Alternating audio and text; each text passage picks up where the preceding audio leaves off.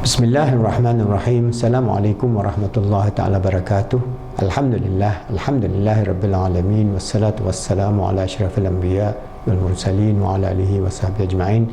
Alhamdulillah, with the grace, the mercy and the permission of Allah subhanahu wa ta'ala, we continue our da'wah from Positive Islamic Psychology and Khalifa Education Foundation to give you training through videos. We have more than 600 videos in various channels so that you become a certified life coach, so that you can transform the ummah, the self, the family, the ummah towards a unified ummah based on love, mercy, compassion and living in peace with all humanity.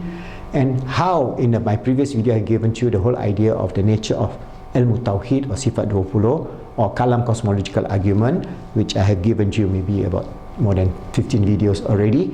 So what is important is for us to be able to rationally, kalam means rational or logical thinking, alright. So we have given you the proof of the wujud of Allah, alright, and Al-Ghazali's cosmological argument in terms that the universe begin and the universe has a cause, and how we prove from the minor and major premise of the existence of Allah, and how if we prove it so that we can avoid the idea of tasasul or the unending chain or the adar or the secular reasoning, which is all absurd. Alright, so therefore when we talk about this teleological argument, we know that this fine-tuning of this universe is due to design. That means design is by Allah subhanahu wa ta'ala. So there are many proof. I've given you some proof earlier on, but let's take say 6 or 7 items. There are many, there are hundreds or thousands of proof that you want to prove from the point of view of scientific proof of the existence of Allah, the wujud of Allah. So number one, Qur'anic revelation and scientific proof of the existence of Allah. That means from the Quran itself, Allah tells us for us to reflect about the nature of existence. Alright, we have this understanding which Allah tells us to reflect about the creation of the heavens and the earth, the cosmological aspect. Who created all these things? Who created this earth? And how the Quran framed this argument, so that we open our eyes of the heart, eyes of the mind, eyes of the spirit, not the eyes of the arrogant.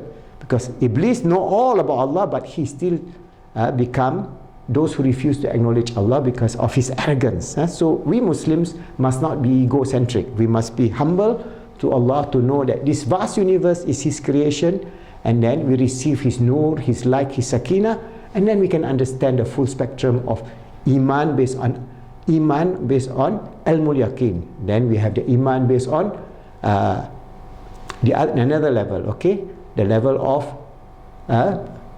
understanding from the perspective of heart, and then the highest level is haqqul yaqeen. So each and every level of it brings us about to understand what Allah tells us. So I'm going to give you some idea of Quranic revelation and scientific proof of the existence of God. Okay, so I'm taking from our book because there are more than many issues in terms of the scientific proof. It's all in this book, Positive Islamic Psychology. This is chapter on the chapter 2 on the this is chapter 1 on the first principle, is the creator and the created universe. So we talk about that. Muslims believe that the Quran is a revelation of God to guide all mankind. The revelation was sent to Prophet Muhammad SAW 1,400 years ago. One of the miracles of the Quranic revelation is that the description of the creation of the universe is in accordance with modern scientific finding in cosmology. How could an unlettered man, Prophet Muhammad SAW, live 1,400 years ago, describe the creation of the universe scientifically? This could not have been possible without the prior knowledge of the Creator. That means Allah revealed unto him. So Allah tells us in many verses of the Quran for us to reflect. Alright? Indeed, in the creation of the heavens and the earth, and the alteration of the night and day, and the great ships which sail through the sea, in which benefit people, and what Allah has sent down from the heaven, rain, giving life to the earth that is dead, and dispersing therein many creatures, moving creatures, and He's directing the wind and the clouds, controlling the heavens and the earth, as a sign for people who reflect or reason. So Allah give us all this. You think about it. Where does the animal come from? Where does the cloud come from? Where does the rain come from? Where does this earth come from? Where, at a higher level, where does this universe come from? So all these levels of understanding give us a scientific proof. So there are many scientific proof. You can read many books on the Quran and science. There are many books nowadays. Maurice Bucaille, the proof of the Quran and science and so on. So many books you can find this detail, but I'm giving you one little idea of it. So inshallah, I'm going to give you a video and then we can share this of the nature of the Quran and the modern scientific discoveries, inshallah.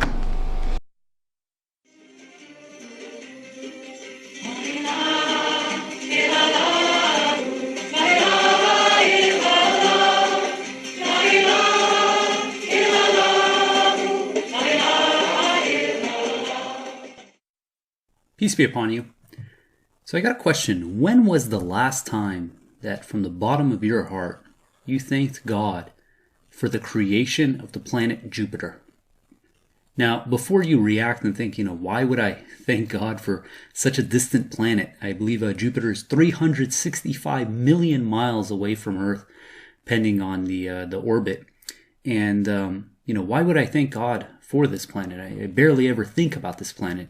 If it wasn't for, science class and science documentaries, I probably wouldn't even know that this planet exists.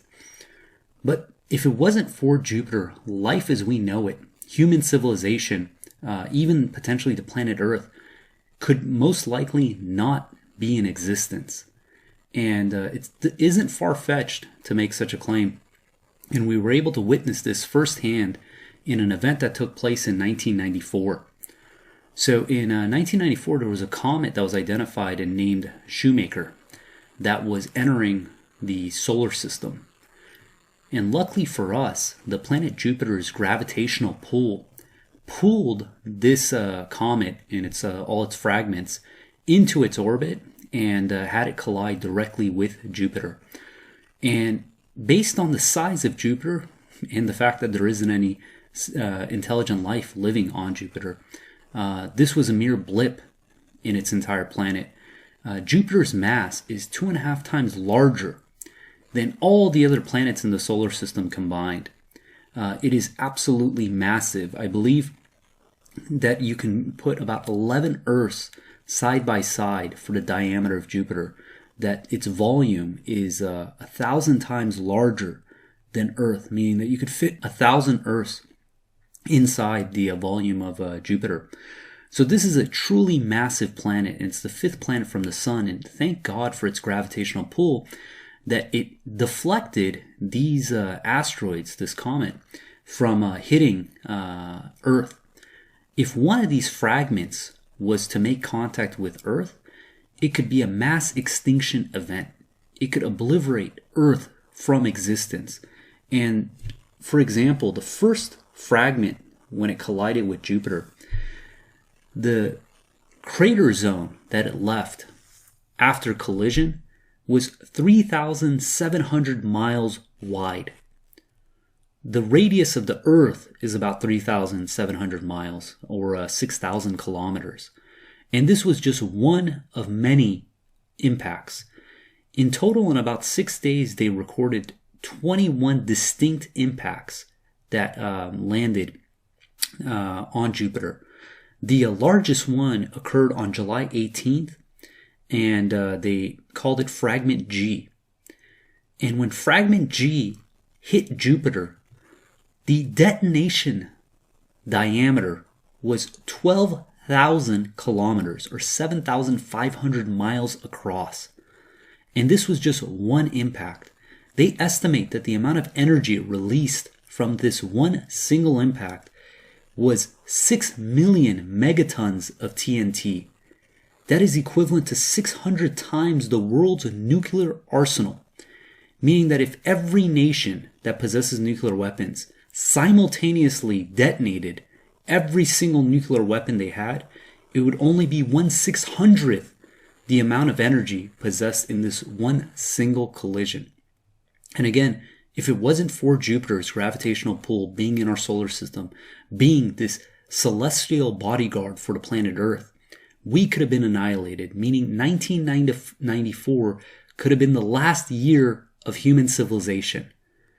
And is this something not to be appreciative for? Is this something not to just be in marvel for? that God has designed such a system for us to be so protected and completely oblivious to all the blessings that God has given us. In chapter 16, verse 18, it reads, "If you count God's blessings, you cannot possibly encompass them. God is forgiver, most merciful." There's nothing we can do. It is impossible for us to encompass all of the blessings that God has bestowed upon us. Events like this, the fact that we even have the technology to detect such a comet, to be able to witness for ourselves the cataclysmic impact and theorize what that could have been if it collided with Earth, is a true blessing. And God says that He's forgiver, most merciful, because think of all the innumerable events that have taken place, that God spared us, that God allowed us to continue living, to allow the human population to continue prospering. That any single one of these events that we are completely oblivious to could have changed the entire destiny of civilization. Earth could have not existed. And we take this for granted. But we have to be conscientious. We have to be continuously in awe, in an absolute appreciation of the precision that God has bestowed upon us to allow us to be able to live so comfortably.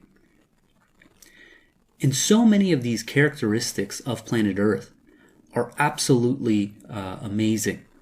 People used to think that Earth was a comet, that you could look throughout all the heavenly bodies and find numerous planets that are just like Earth. And the more the scientists studied, the more they realized just how rare Earth really is. And every day, every week, we're finding new discoveries of just how awesome of a planet Earth is. In chapter 25, verse 2, it says, "The one to whom belongs all sovereignty of the heavens and the earth, He never had a son, nor does He have any partners in sovereignty. He created everything in exact measure. He precisely designed